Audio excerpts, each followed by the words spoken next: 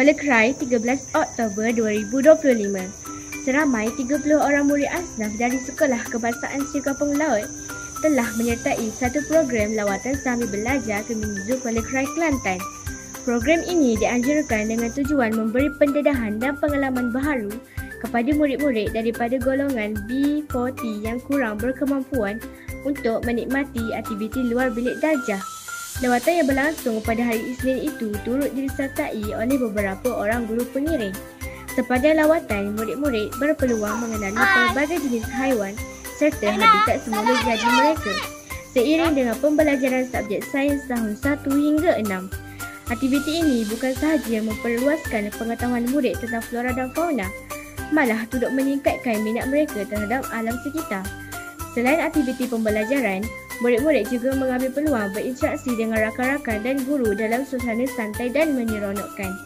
Program sehari itu berakhir dengan penuh keceriaan apabila murid-murid pula dengan wajah gembira dan pengetahuan baharu tentang dunia haiwan dan alam semula jadi.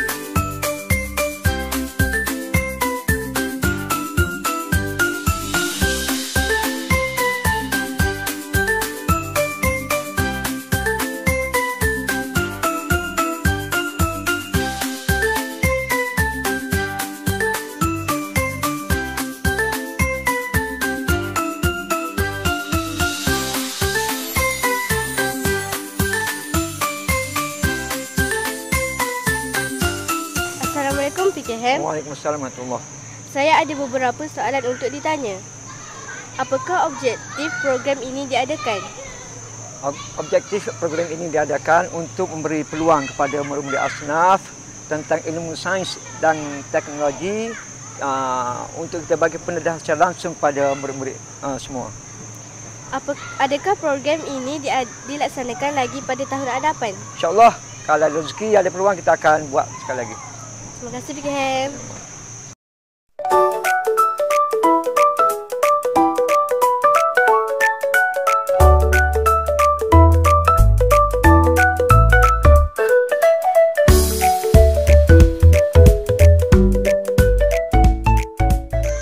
Hai Muzi, pernahkah anda melawat zoo sebelum ini?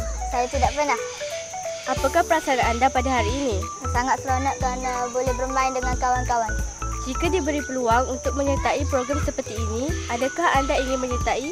Saya ingin menyertai. Terima kasih.